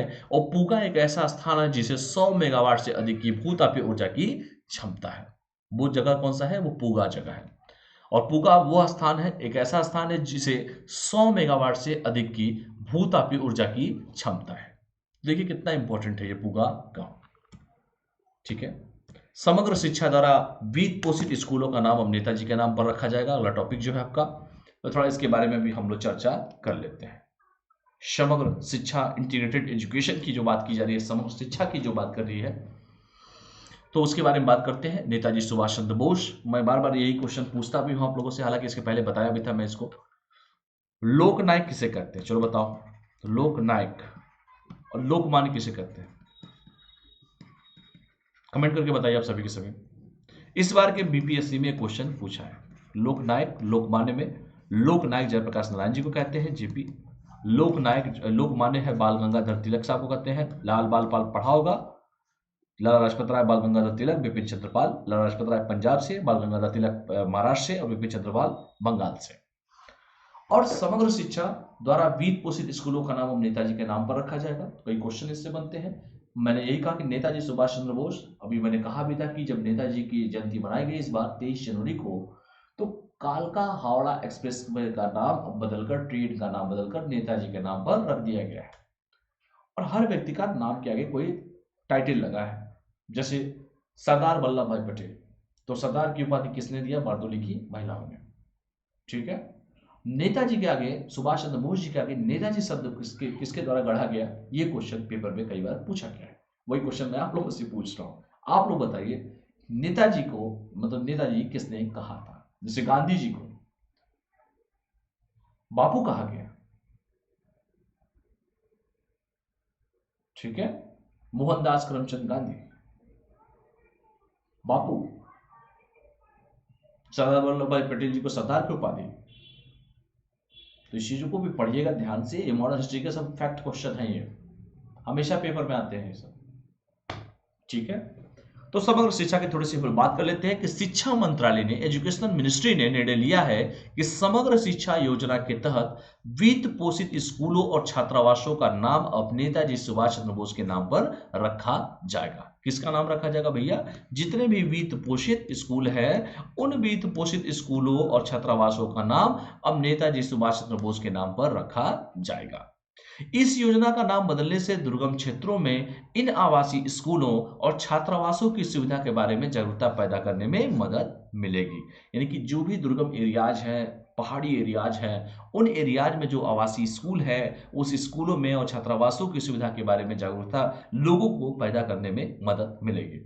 और इन स्कूलों को गुणवत्तापूर्ण शिक्षा के उच्च मार्गों को प्राप्त करने के लिए भी प्रेरित किया जाएगा। ठीक है। तो यही मैंने कहा कि समग्र शिक्षा द्वारा वित्त पोषित स्कूलों को नाम अब नेताजी के नाम पर रखा जाएगा। ये पढ़ा भी चुका हूं वैसे आप लोगों को। समग्र शिक्षा यह स्कूली शिक्षा के लिए एक इंटीग्रेटेड योजना है।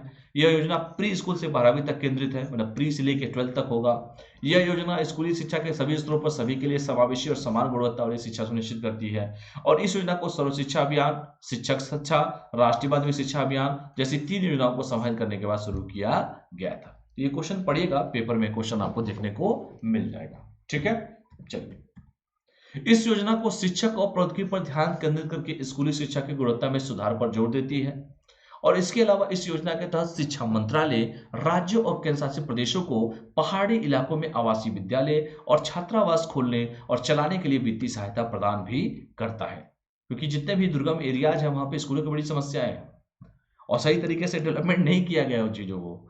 तो इसीलिए कहा गया कि इस योजना के तहत शिक्षा मंत्रालय जो है राज्यों और केंद्र शासित प्रदेशों को पहाड़ी इलाकों में आवासीय विद्यालय जो भी है या छात्रावास खोलने और चलाने के लिए वित्तीय सहायता प्रदान करता भी है।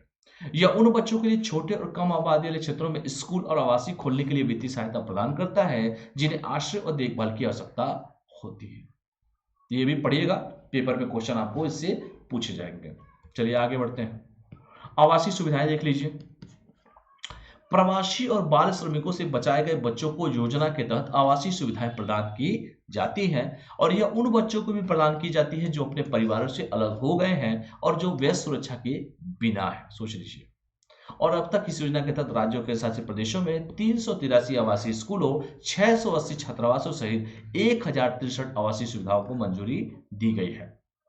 और कौशल प्रशिक्षण की बात की जाए, स्किल डेवलपमेंट की बात की जाए, कौशल प्रशिक्षण की बात की जाए, तो इस योजना के तहत बच्चों को विशिष्ट कौशल प्रशिक्षण, चिकित्सीय देखभाल, शारीरिक आत्मरक्षा, सामुदायिक भागीदारी और मासिक वजीफा भी प्रदान किया जाता है। कौशल प्रशिक्षण की मैं अगर बात करूं तो इसको भी ध्यान से आप लोग पढ़िएगा।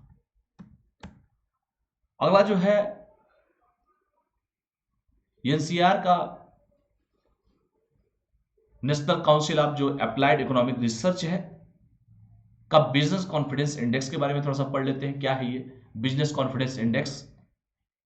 तो हाल ही में बात करते हैं इसके बारे में, एनसीआर का बिजनेस कॉन्फिडेंस इंडेक्स बीसीआई को हाल ही में national council of applied economics research द्वारा प्रकाशित किया गया है और वित्त वर्ष 2020 और 21 की दूसरी और तीसरी तिमाही के बीच सूचकांक में 6% की वृद्धि दर्ज की गई है और यह भारत सहित कई देशों में कोविड 19 टीकाकरण अभियान के बाद बढ़ा भी है। क्या होगा?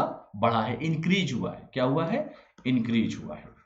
ठीक है, तो बिजनेस कॉन्फिडेंस इंडेक्स जो है बीसीआई को, जैसे मैंने कहा कि हाल ही में national council of applied economic research द्वारा प्रकाशित किया गया है।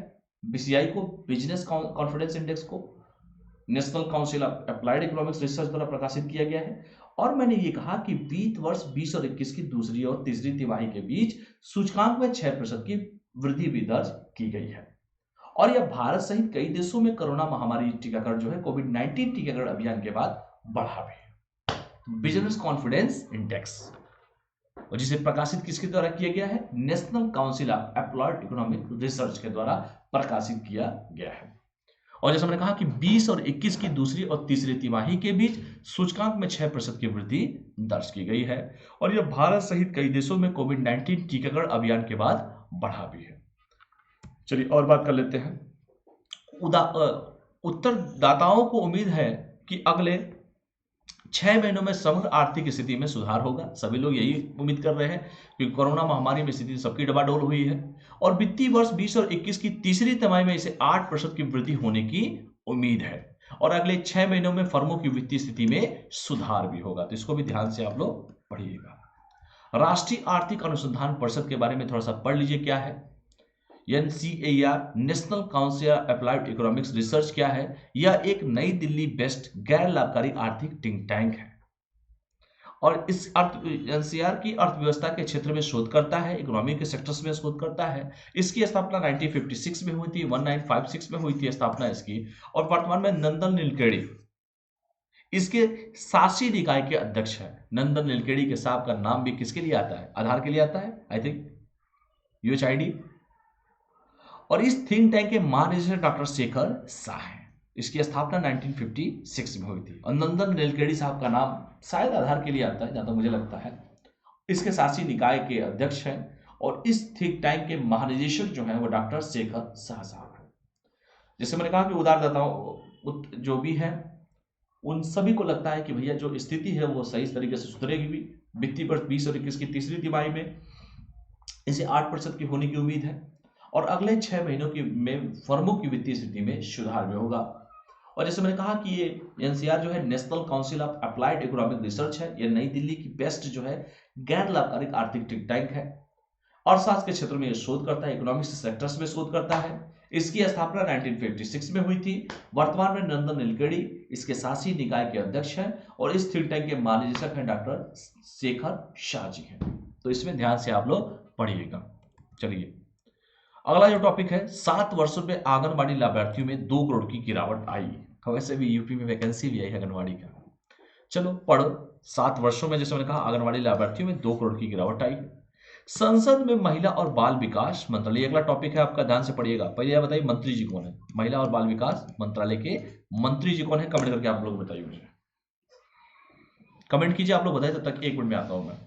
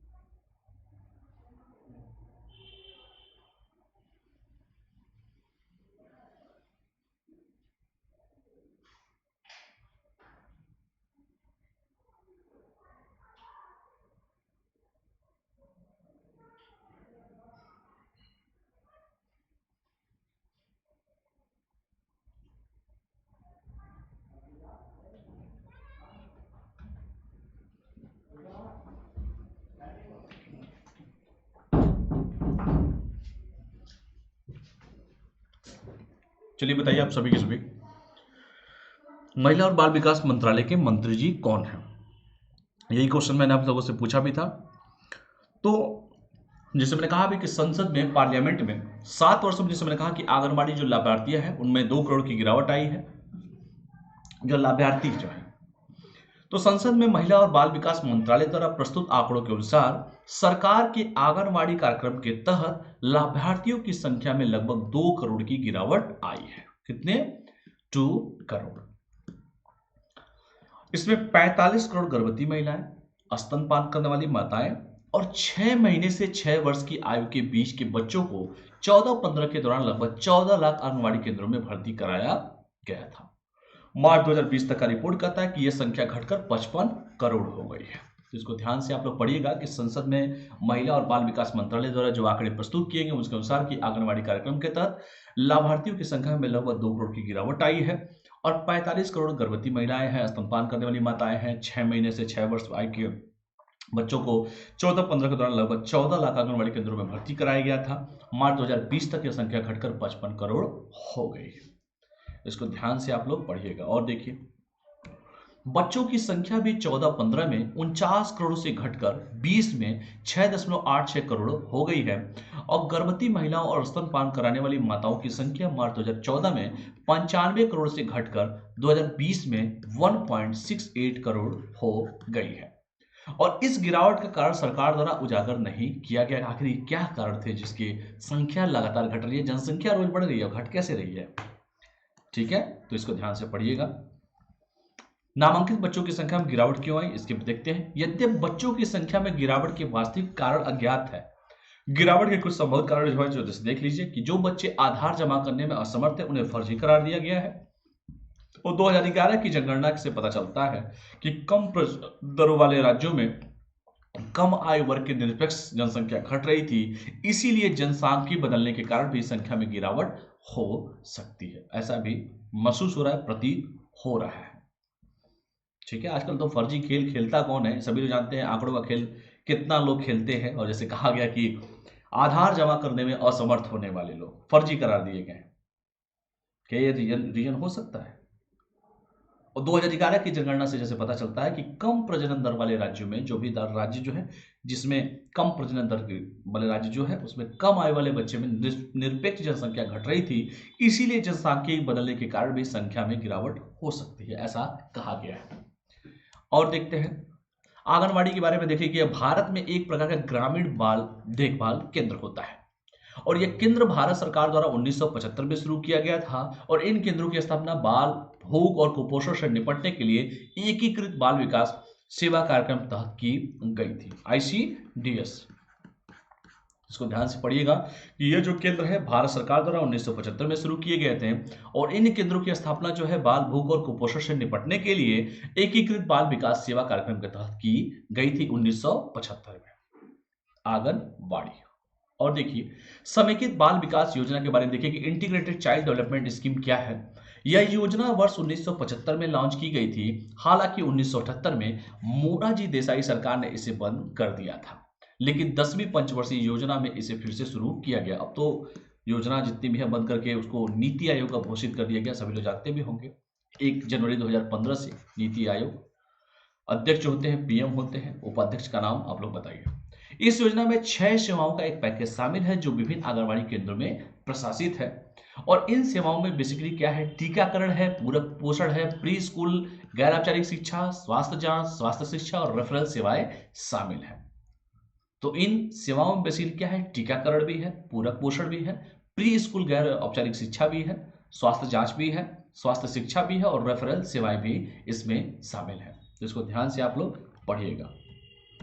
अगला जो टॉपिक है, PM मोदी और अफगान राष्ट्रपति जो है अशरफ गनी ने बैठक में हिस्सा लिया और शहतूत बांध परियोजना के निर्माण पर समझौते पर हस्ताक्षर भी किए हैं। उस बारे में थोड़ा सा हम लोग चर्चा कर लेते हैं। PM मोदी और अफगान राष्ट्रपति जो है अशरफ गनी साहब, दोनों में बैठक लगातार होती है और बेसिकली अफगान बहुत प्यारा देश है हमारा, बहुत हम लोगों ने हमेशा उसको बढ़ चढ़ के हमेशा रोल अदा किया है, सभी लोग जानते भी हैं। और जब भी कभी जरूरत पड़ती है अफगानिस्तान को, हम हमेशा तैयार भी रहते हैं। अभी मैंने रिसेंटली पढ़ाया भी था जो हमारे राष्ट्रीय सुरक्षा सलाहकार हैं अजीत डोभाल साहब, वो अफगानिस्तान के दौरे पे भी गए थे। ये बहुत बड़ी बात है कि देश का राष्ट्रीय सुरक्षा सलाहकार वहां पे गए। और वो किस लिए गए?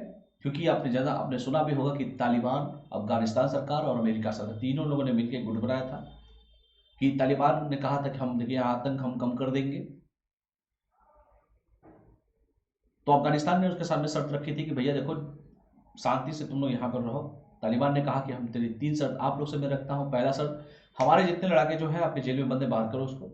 अमेरिका से कहा कि आप सैनिक बाहर करो, अमेरिका अपने सैनिक को रिटर्न ले जाइए अपने क्षेत्र में, अपने घर ले आइए। और अफगानिस्तान से कहा कि आप टेंशन मत लीजिए, मैं किसी भी यहाँ पे उग्रवादी ग्रुपों को पनपने नहीं दूंगा। भारत सरकार को डर है कि कहीं ये जो तालिबान जो है, जैसा भी लोग जानते हैं किसके बलबूते पर कूदता भी है, पाकिस्तान के सभी लोग जानते भी हैं, तो कहीं भी हमारी सुरक्षा के लिए समस्या पैदा हो सकता है। उसके बाद हमारे राष्ट्रीय सुरक्षा सलाहकार जो है अजीत डोभाल साहब वहां पे गए थे और चीजों को सॉल्व किया उन्होंने। ठीक है, तो सुरक्षा का मामला है। अफगानिस्तान वो देश है जहां पर कभी देखते हैं कि मस्जिदों में कभी कुछ भी हो जाता है, कभी कहीं बम विस्फोट की घटनाएं आपको सुनाई देती है। और तालिबान की घटनाएं थी वहां पर, हमेशा सुनने में ये आता है। हम हमेशा तालिबान सरकार की मदद करने के लिए दोनों हाथ खड़े करके हम लोग दोनों हाथों से उनको मदद करते हैं। तालिबान अफगानिस्तान को, सॉरी मैं कुछ गलत बोल दिया, अफगानिस्तान को हम हमेशा जो है, मैं अपने शब्द को वापस लेता हूँ, अफगानिस्तान को हमेशा जो है मदद करने के लिए हम दोनों हाथ से उसको मदद करते हैं, अफगानिस्तान की सरकार को, क्योंकि बहुत जरूरी है किसी भी देश के लिए। अफगानिस्तान हमारा पड़ोसी भी है और बहुत महत्वपूर्ण एरिया भी है हमारे लिए अफगानिस्तान। तालिबान जो है आप सभी जानते हैं, तालिबान पाकिस्तान के इशारे पर काम करता है। तालिबान को किसने पनपाया है सभी लोग जानते हैं कि पाकिस्तान के द्वारा उसको पनपाया गया, उसको आश्रय दिया गया तालिबान को। और वो किसके इशारे पर काम करता है सभी लोग जानते हैं। अभी मैंने कहा कि न्यूक्लियर जो हमारे राष्ट्रीय सुरक्षा सलाहकार जो है अजीत डोभाल साहब, वो गए थे वहां पे। ये बहुत बड़ी बात है। तो चलिए आज हम बात करते हैं दोनों लोगों में क्या समझौता हुआ है सहतूत बात परियोजना को लेके। खैर ये तो डीप में तो मैंने बता दिया आपको, थोड़ा इसके बारे में सहतूत बात के बारे में बात कर लेते हैं। प्रधानमंत्री श्री नरेंद्र मोदी और अफगान राष्ट्रपति अशरफ गनी ने आज एक वर्चुअल शिखर सम्मेलन आयोजित किया। यह वर्चुअली शिखर सम्मेलन बेसिकली था क्या? इस अवसर पर सहतूत बात परियोजना के निर्माण पर एक समझौता ज्ञापन पर हस्ताक्षर किए गए। मैंने कहा ना कि पीएम मोदी और अफगान के जो राष्ट्रपति हैं जिनका नाम है अशरफ गनी ने, इन दोनों ने एक वर्चुअली शिखर सम्मेलन आयोजित किया। और इस अवसर पर जैसे मैंने कहा कि सहतूत बात परियोजना के निर्माण पर एक समझौता ज्ञापन पर हस्ताक्षर भी इन दोनों के द्वारा किया गया था। इस समझौता ज्ञापन पर विदेश मंत्री डॉक्टर जयशंकर प्रसाद और अफगानिस्तान के विदेश मंत्री हनीफ अतार ने हस्ताक्षर भी किए थे, क्योंकि हमारे देश के जो विदेश मंत्री हैं जयशंकर प्रसाद साहब हैं। यह बात जो है अफगानिस्तान की राजधानी जो काबुल की शहर की सुरक्षित पेयजल जरूरतों को पूरा करेगा, क्योंकि पानी सबसे बड़ी समस्या है और उसकी जरूरतों को पूरा करने के लिए कुछ ना कुछ तो आपको करना ही पड़ेगा। तो इसलिए मैंने कहा कि यह सहतूत जो बात परियोजना है यह जो है काबुल शहर की सुरक्षित पेयजल जरूरतों को पूरा करेगा और आसपास के क्षेत्रों को सिंचाई का पानी भी उपलब्ध कराएगा और क्षेत्र को बिजली भी प्रदान करेगा। देखो कितना बड़ा काम ये हो जाएगा। इसीलिए दोनों क्षेत्रों की मतलब सहतूत बात परियोजना के निर्माण पर समझौता ज्ञापन पर हस्ताक्षर किया है। बैठक में हिस्सा भी लिया, हमारे पीएम साहब भी थे, अफगानिस्तान के राष्ट्रपति साहब थे, अशरफ गनी भी साहब थे। और अफगानिस्तान की जो राजधानी है काबुल शहर में ही की सुरक्षित पेयजल जरूरतों को पूरा करने के लिए, आसपास के क्षेत्रों को सिंचाई की सुविधा प्रदान करने के लिए और क्षेत्र को बिजली भी इस बात से मिलेगी। ये देखिए कितना इंपॉर्टेंट हो जाता है सहतूत बात परियोजना। तो हम हमेशा अफगानिस्तान की मदद के लिए दोनों हाथ से न्यौछावर करते हैं, हमेशा मदद करने की कोशिश करते हैं। इसको ध्यान से आप लोग पढ़िएगा। यह जो परियोजना है भारत और अफगानिस्तान के बीच नई विकास साझेदारी का एक हिस्सा भी है और यह अफगानिस्तान में भारत द्वारा बनाया जा रहा दूसरा बांध है। इससे पहले जो है भारत अफगानिस्तान मैत्री बांध सलमाबाद का उद्घाटन 2016 में किया गया था, 2016 में किया गया था। ठीक है, सलमाबाद। और इस अवसर पर बोलते हुए मोदी जी ने कहा कि भारत और अफगानिस्तान के बीच सभ्यता के संबंधों पर प्रकाश डाला और एक शांतिपूर्ण, एकजुट, स्थिर, समृद्ध और समावेशी अफगानिस्तान के लिए भारत के निरंतर समर्थन का आश्वासन दिया कि आप टेंशन मत लीजिए, हम आपके साथ हैं, आपको टेंशन लेने की एकदम जरूरत ही नहीं है। मोदी जी ने वैसे ही कहा, मोदी जी ने हमेशा कहते हैं कि भारत और अफगानिस्तान हमेशा साथ रहे एक दूसरे के और हमेशा जब भी आपको जरूरत पड़ी हमने हमेशा आपको देने की कोशिश की है। कई सारे प्रोजेक्ट पे काम भी चल रहा है, वहाँ पे इन्वेस्टमेंट बहुत ज़्यादा हो चुका है अफगानिस्तान में और भारत और अफगानिस्तान के बीच जो है सभ्यता के संबंधों पर प्रकाश डाला है। और एक शांतिपूर्ण, एकजुट, स्थिर, समृद्ध और समावेशी अफगानिस्तान के लिए भारत के निरंतर समर्थन का आश्वासन दिया भी है। तो इसको ध्यान से आप लोग पढ़िएगा, ठीक है। चलिए और आगे बढ़ते हैं। इस मौके पर पीएम मोदी ने कहा कि पिछले 2 दशकों में भारत अफगानिस्तान के विकास में सबसे प्रमुख भागीदारों में से एक रहा भी है। कौन? अफगानिस्तान के विकास में भारत रहा है। और मैंने कहा कि वहां पर खूब इतना ज्यादा इन्वेस्टमेंट भी तो बहुत ज्यादा वहां पर किया गया भी है। उन्होंने कहा कि अब काबुल में सहतूत बात पर समझौता ज्ञापन पर हस्ताक्षर दोनों देशों के बीच मजबूत दोस्ती पर आधारित है। और प्रधानमंत्री ने कहा कि कई परियोजनाओं जिनके लिए भारत ने अफगानिस्तान में सहायता प्रदान की ने मित्रता को मजबूत करने में मदद की है और दोनों देशों को करीब लाया भी है। और उन्होंने सभी अफगानों को आश्वासन दिया कि भारत उनके साथ खड़ा रहेगा। तो ये जो सहतूत बात जो परियोजना है, बेसिकली भारत और अफगानिस्तान सरकार दोनों की परियोजना है ये।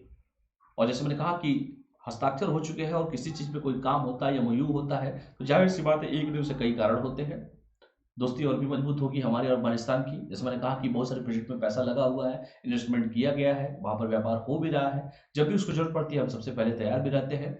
और प्रधानमंत्री ने कहा कि कई परियोजनाओं को जिनके लिए भारत ने अफगानिस्तान में सहायता प्रदान की है, मित्रता को मजबूत मतलब मित्रता मतलब फ्रेंडशिप को मजबूत करने में मदद की है, दोनों देशों के बीच एक दूसरे को एक नजदीक लाने का काम किया है और दोनों देशों को करीब भी लाया है। और उन्होंने सभी अफगानों को आश्वासन दिया कि भारत उनके साथ हमेशा खड़ा रहेगा, ठीक है। अगला जो टॉपिक है मुझे लगता है कि सबसे लास्ट टॉपिक होगा, नेशनल सेफ्टी काउंसिल, ठीक है। तो थोड़ा सा हम लोग बात कर लेते हैं राष्ट्रीय सुरक्षा परिषद के बारे में, ठीक है। तो चलिए हम बात करते हैं राष्ट्रीय सुरक्षा परिषद, सिक्योरिटी काउंसिल कही या सेफ्टी काउंसिल, सिक्योरिटी काउंसिल कहे तो अच्छा लगेगा। हाल ही में यशवंत सुब्रमण्यम को राष्ट्रीय सुरक्षा परिषद का 3 साल की अवधि के लिए अध्यक्ष नियुक्त किया गया है। क्या नाम है इनका? यशवंत सुब्रमण्यम, ठीक है। सुब्रमण्यम स्वामी का नाम सुनिएगा आप लोग, वो नहीं है। यशवंत सुब्रमण्यम स्वामी को राष्ट्रीय सुरक्षा परिषद का 3 साल की अवधि के लिए अध्यक्ष चुना गया है। और सुब्रमण्यम की यह नियुक्ति नई व्यावसायिक सुरक्षा, स्वास्थ्य और कार्य शर्तों 2020 के तहत कार्य स्थानों में सुरक्षा सुनिश्चित करने के लिए एक प्रमुख भूमिका निभाएगी। यानी कि सुब्रमण्यम साहब की जो नियुक्ति हुई है, वह जो नियुक्ति हुई है वो न्यायिक नई जो है व्यावसायिक सुरक्षा, स्वास्थ्य और कार्य शर्तों 2020 के तहत कार्य स्थानों में सुरक्षा सुनिश्चित करने के लिए एक प्रमुख भूमिका निभाएगी। तो मैंने कहा कि राष्ट्रीय सुरक्षा परिषद का 3 साल की अवधि के लिए अध्यक्ष नियुक्त किया गया है यशवंत सुब्रमण्यम को। और सुब्रमण्यम की नियुक्ति जो हुई है नई व्यावसायिक सुरक्षा, स्वास्थ्य और कार्य शर्तों 2020 के तहत कार्य स्थानों में सुरक्षा सुनिश्चित करने के लिए एक प्रमुख भूमिका निभाएगी। तो उसको भी ध्यान से आप लोग पढ़िएगा। राष्ट्रीय सुरक्षा परिषद देश में OSH मतलब occupational safety and health and working condition को नियंत्रित करने वाले नियमों को फिर से बनाने से सहायता करेगी, जिसे 50 वर्षों से अपडेट नहीं किया गया है, ठीक है। तो ये जो राष्ट्रीय सुरक्षा परिषद है देश में OSH मतलब occupational safety, health and working condition को नियंत्रित करने वाले नियमों को फिर से बनाने में DCGS की सहायता करेगी, जिसको 50 वर्षों से अपडेट नहीं किया गया है। सुब्रमण्यम साहब के बारे में देख लीजिए कि L&T के CEO और प्रबंधक श्री सुब्रमण्यम एक प्रतिष्ठित इंजीनियर हैं जिन्होंने कई वर्षों तक L&T के बुनियादी ढांचे के कारोबार को गति दी है। और यह देश का सबसे बड़ा निर्माण संगठन है और दुनिया में 14वें स्थान पर है। सभी लोग जानते हैं L&T के बारे में। तो ये L&T के क्या है? CEO और प्रबंधक निदेशक, एक प्रतिष्ठित इंजीनियर भी है। इन्होंने कई वर्षों तक L&T के बुनियादी ढांचे के कारोबार में अपनी गति दी है, कारोबार को उसको गति दी है। और यह देश का सबसे बड़ा निर्माण संगठन है और दुनिया के में 14वें स्थान पर है। तो इसको भी ध्यान से आप लोग पढ़िएगा। L&T देश की सबसे बड़ी इंजीनियरिंग कंपनियों में से एक है जो भारी इंजीनियरिंग, रक्षा, जहाज, बिल्डिंग आदि का निर्माण करती भी है। और इसके बारे में देखिए राष्ट्रीय सुरक्षा परिषद के बारे में क्या है। राष्ट्रीय सुरक्षा परिषद भारत में राष्ट्रीय स्तर पर एक प्रमुख गैर लाभकारी और स्ववित्त पोषित संगठन है। राष्ट्रीय सुरक्षा परिषद ये क्या है बेसिकली कि राष्ट्रीय सुरक्षा परिषद के बारे में जो मैंने कहा कि राष्ट्रीय सुरक्षा परिषद भारत में राष्ट्रीय स्तर पर एक प्रमुख गैर लाभकारी और स्वपोषित संगठन है। और यह एक स्वायत्त निकाय है जिसे भारत सरकार के श्रम और रोजगार मंत्रालय द्वारा 4 मार्च 1965 को राष्ट्रीय स्तर पर सुरक्षा, स्वास्थ्य और पर्यावरण पर विकसित करने हेतु स्थापित किया गया था। तो राष्ट्रीय सुरक्षा परिषद के बारे में जो हमने कहा कि राष्ट्रीय सुरक्षा परिषद भारत में राष्ट्रीय स्तर पर एक प्रमुख गैर लाभकारी और स्ववित्त पोषित पोषण संगठन है। यह एक स्वायत्त निकाय है जिसे भारत सरकार के श्रम और रोजगार मंत्रालय द्वारा 4 मार्च 1965 को राष्ट्रीय स्तर पर सुरक्षा, स्वास्थ्य और पर्यावरण पर विकसित करने हेतु स्थापित किया गया था। ठीक है, तो इसको ध्यान से पढ़िएगा। यह सोसाइटी पंजीकरण अधिनियम 1860 के तहत सोसाइटी के रूप में पंजीकृत किया गया था और बाद में बॉम्बे पब्लिक ट्रस्ट अधिनियम 1950 के तहत एक सार्वजनिक ट्रस्ट के रूप में पंजीकृत किया गया था। तो यह क्या है, बेसिकली यह पंजीकरण अधिनियम 1860 के तहत सोसाइटी के रूप में पंजीकृत किया गया था और बाद में बॉम्बे पब्लिक ट्रस्ट अधिनियम 1950 के तहत एक सार्वजनिक ट्रस्ट के रूप में पंजीकृत किया गया था। अगला देखिए, महानिदेशक फैक्ट्री सलाह सेवा और श्रम संस्थान क्या है। ये जो है बेसिकली श्रम संस्थान भारत सरकार के श्रम और रोजगार मंत्रालय से संलग्न कार्यालय है। ठीक है, और भी देख लीजिए, इसे 1945 में स्थापित किया गया था। यह कर कारखानों और कंपनियों में व्यावसायिक सुरक्षा और स्वास्थ्य पर राष्ट्रीय नीतियों को तैयार करने में मंत्रालय की सहायता के लिए एक तकनीकी शाखा के रूप में ये कार्य करता है। तो इसको ध्यान से आप लोग पढ़िएगा। ठीक है, तो इसको एक बार और बता देता हूं कि महानिदेशालय फैक्ट्री सलाह सेवा श्रम संस्थान जो है डीजीएफसीएल क्या है, यह महानिदेशालय फैक्ट्री सलाह सेवा और श्रम संस्थान है। Directorate general factory advice service and labour institute Bharat सरकार के श्रम और रोजगार मंत्रालय में संलग्न कार्यालय है और यह बेसिकली इसे 1945 में स्थापित किया गया था। यह कारखानों और कंपनियों में व्यावसायिक सुरक्षा और स्वास्थ्य पर राष्ट्रीय नीतियों को तैयार करने में मंत्रालय की सहायता के लिए एक तकनीकी शाखा के रूप में कार्य करता है। तो इसको ध्यान से आप लोग पढ़िएगा। ये जो है बेटा टेलीग्राम का लिंक है, अनअकैडमी प्रिंस जायसवाल के नाम से टेलीग्राम का लिंक है। डिस्क्रिप्शन बॉक्स के नीचे भी टेलीग्राम का लिंक दिया हुआ है, उससे डायरेक्ट हमारे टेलीग्राम से आप जुड़ सकते हैं। जो भी महत्वपूर्ण इंफॉर्मेशन मुझे देना होता है मैं इसी टेलीग्राम पे शेयर कर भी देता हूँ। ठीक है, अनअकैडमी प्रिंस जायसवाल के नाम से टेलीग्राम का लिंक है, इस टेलीग्राम के लिंक से सभी लोग जुड़ जाइएगा। ये कोड है, इस कोड का यूज करके अपने सब्सक्रिप्शन पे 10% आप लोग बचा भी सकते हैं। ठीक है, अनअकैडमी प्रिंस जायसवाल के नाम से। ठीक है, मेरे नाम का आगे अनअकैडमी लगा लीजिएगा, प्रिंस जायसवाल के नाम से टेलीग्राम का लिंक है, कोड 10% डिस्काउंट हो जाएगा। चैनल को लाइक कीजिए, शेयर कीजिए, सब्सक्राइब कीजिए और भी कोई महत्वपूर्ण सुझाव देना हो तो आप लोग दे सकते हैं। ठीक है, चलिए थैंक्स फॉर वॉचिंग। तब तक के लिए आप लोग पढ़ाई कीजिए, डिस्क्रिप्शन बॉक्स के नीचे भी लिंक है। स्वस्थ रहिए, मस्त रहिए, पढ़ते रहिए। बहुत बहुत धन्यवाद। Thank you all of you. Class को हम यहीं पर आप करते हैं। बहुत बहुत धन्यवाद। Thank you all of you.